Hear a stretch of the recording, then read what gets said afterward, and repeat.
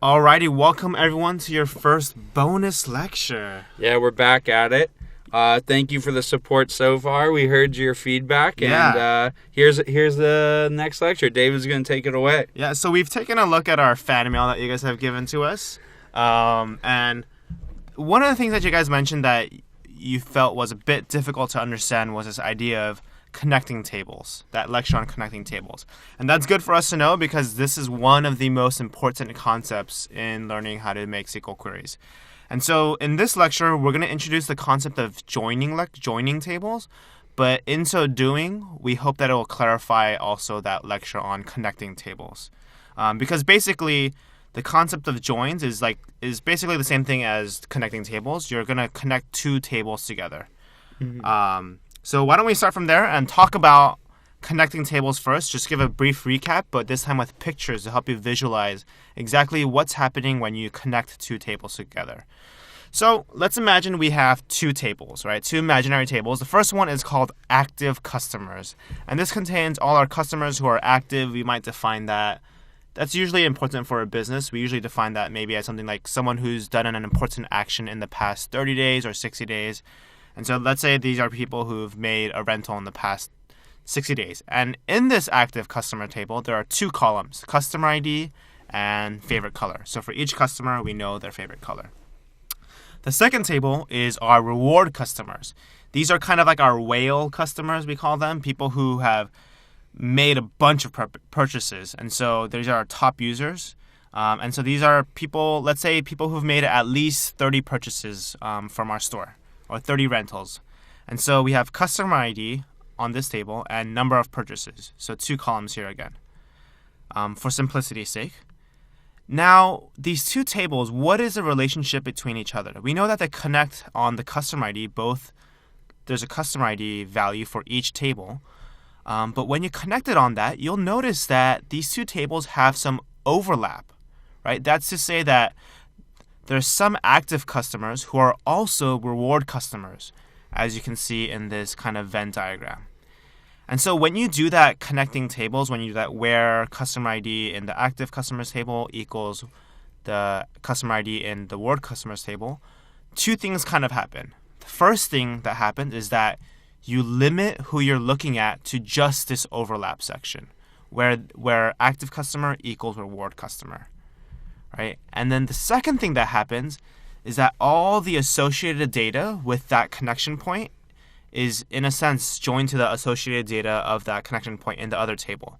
So the favorite color of the customer number one is connected with the number of purchases of that same customer, as if they're one table now. Now, Pete's going to kind of show you, write this out in terms of syntax, fake syntax SQL query.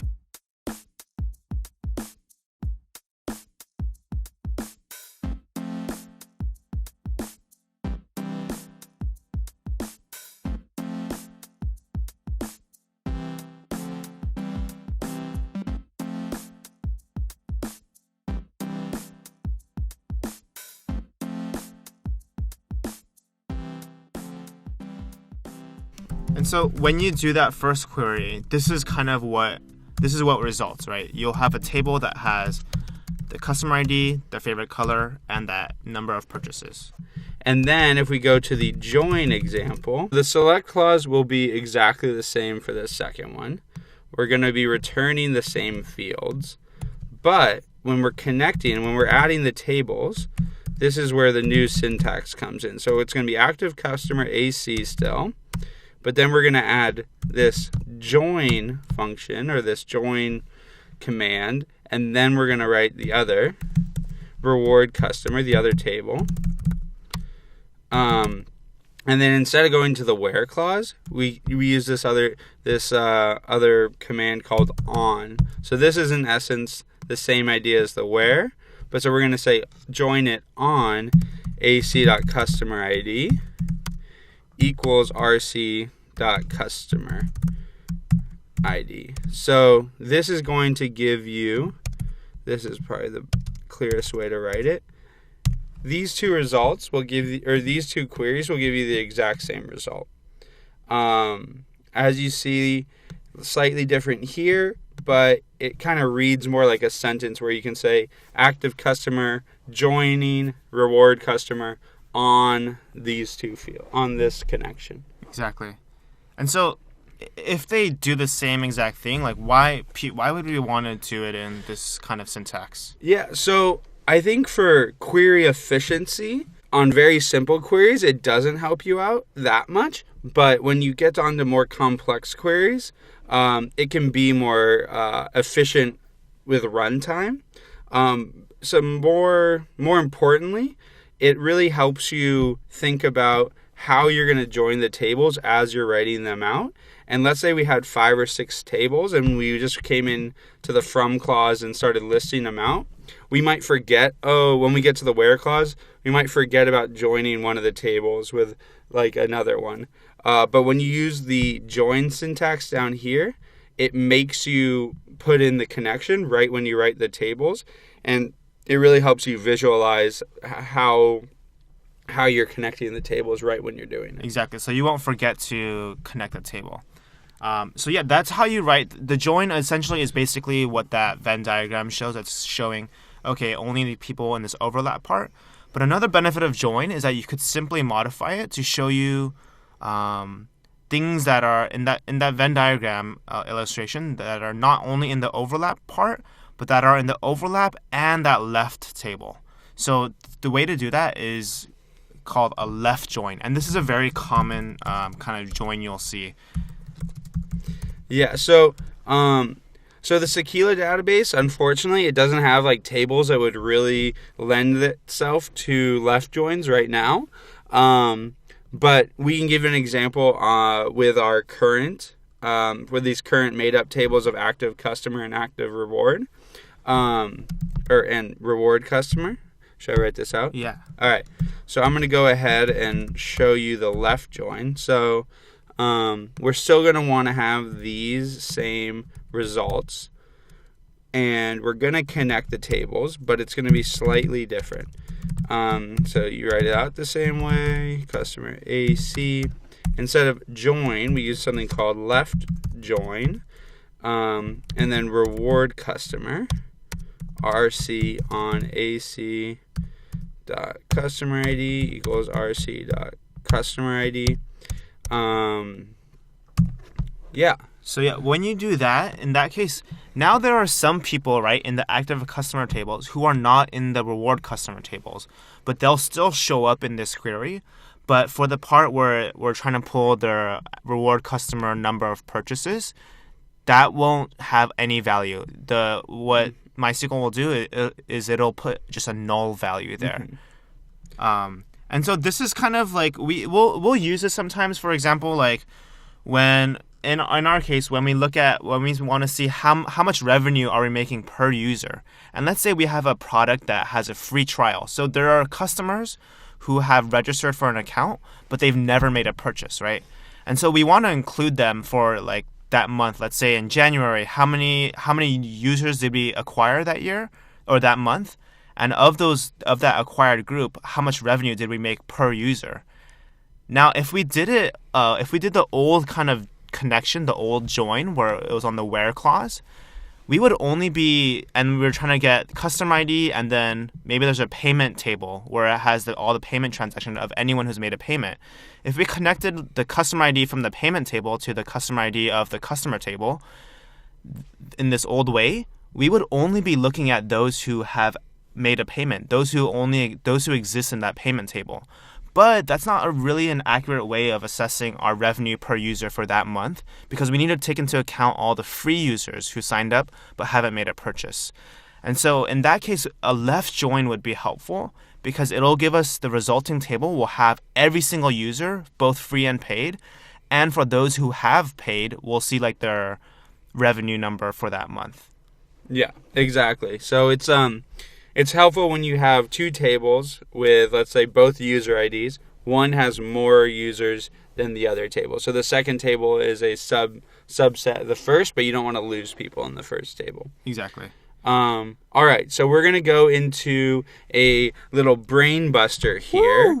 And then, so the first part we're going to do together, or, I'm going to show you the answer. Then the second part, where you're gonna work on your own and then come back in the next lecture and we'll explain it. All right, so we are gonna do a little bit of practice with temporary tables here. So the Sequila database doesn't have a great tables to use join and left join, or most importantly left join with. So we're going to create a little temporary table, test you guys on that, and then we'll get into the joins for the real brain buster. So the first temporary table that you're going to create is a table that has all active customers, and you can see that by the active column here in the customer table. So you're going to want to select them. So active equals 1. And we are going to want their phone number so we can give them a call from the address table. So we go here, pull that out. So we got this little phone number column here. And so you need to figure out a way to create a table that has customer ID, active, and phone number for all active users. And so we don't know exactly how the Sequila database mines have created active customers, but let's say it's something like made a purchase in the last 60 days or logged into your account in the last 30 days. It really depends on your company, but this is going to be the first table, and we'll be back in a second. Yeah, so just to clarify, what we want to see at the end of this temporary table is, why don't we just put all the fields in the customer table, and then also attach the phone number, because I think there's some things in there like the email address that we might want in the future queries. So all columns from the customer table and their phone number. Okay. Yep, for active customers. All right, so pause the video right now and do that, because right after you unpause it, we're going to show you how to write it. All right. I hope your brain wasn't too busted after that one. But okay, so here is the answer. So this is the temporary table that we were asking for. A couple things I want to point out. So this weird little asterisk here so like C dot asterisk. What does that mean? So that means we're still referring to the customer table, but if you want to just return all columns, then you can put this asterisk. So let's say you don't care about which columns you're seeing, you want to get all of them, but just limited to a certain parameter here, then you'll use the asterisk. So as you see, we use the new join that we just taught you. But let's just go look into Sequila and run this to see what happens. So okay, we run it. Oh, perfect. It worked. But we can't really see. So let's actually run the query and look at what we have here. So this is, as you can see, it returned all the columns from the customer table, but then it only pulled in the phone number from the address table because that's the only thing that we wanted. Let's just, for example, you see it ends with phone here, but if we do this, then we get all this other address information that we don't really need, so we just want the phone number. So phone. Yeah, so that worked out. And you see there's no one with an active equals 0, so this condition worked well. The one other thing that we wanted to mention is there is another name for the simple join. It's called inner join, which I guess is just a more descriptive name. You can use either one, and let's just show that we're going to get the same result. So there's 584 rows. We're getting phone number. Now if we run it with inner join, we get the same 584 rows, only the people with active, we have their phone number. So they're really interchangeable. Most people that I know use join just because it's one fewer word. Saves you a second. Yep. All right, so now we must create the second temporary table. And let's talk about that. All right, so what are we looking for here? So the second temporary table is our rewards customers. So we want to know only people who've made at least 30 rentals. So at least 30 rentals. And the columns that we want in this reward table should have customer ID, the number of rentals, and the last rental date. So customer ID, number of rentals, and last rental date. So you'll be using obviously the customer table, but also so you use customer table, and then also the rental table down here. Actually, I think you might only need the rental table because it has the customer ID in there. It does. Oh, so this is going to be a pretty simple one. Yeah, so you're just going to be using one table. And we don't need all the information from the customer table like we did in the last one because our other temporary table already has it. All right, so give it a shot and pause the video, and then we'll be back with the answer. All right, so I hope that wasn't too hard. Here is the query for finding the information that we asked for. So just using the rental table, customer ID, the count of the number of rentals, the max number of rentals, and then this might have been a little bit tricky because we need to use the halving since we were trying to limit on an aggregate function. So you can't put that in the where clause. You have to put it after the entire query is run in the halving clause. Okay, so let's run this quickly. So that creates a table. You see 178 customers. We'll just run it again. So you have customer ID, number of rentals. See the minimum of 30 here. Yeah, so that looks perfect.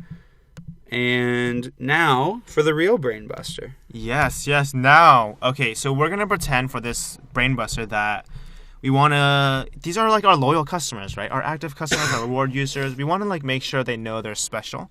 And so what we want to do, let's say there's a small group of customers who drive the majority of our business. And so we want to say thank you to them and make them feel extra special. So let's email each of them a digital high five. Right, so let's find me a list of our reward users who are also active users using join. Just return me their customer ID, their email, and their first name. Sounds good. All okay, right. That's the first part. The second part, where we use left join, is we say, you know what? You know, our reward users are pretty important. So actually, we should give all our reward users a digital high five. Last one, we are only giving it to those who are in both categories. But some of our reward users who aren't active, they're still important. So let's give all our reward users a high five. But our active reward users, so those who are both active and who are reward, should get a phone call high five also. So give me a list of all reward users, their email address, and if they're active, give me their phone number as well.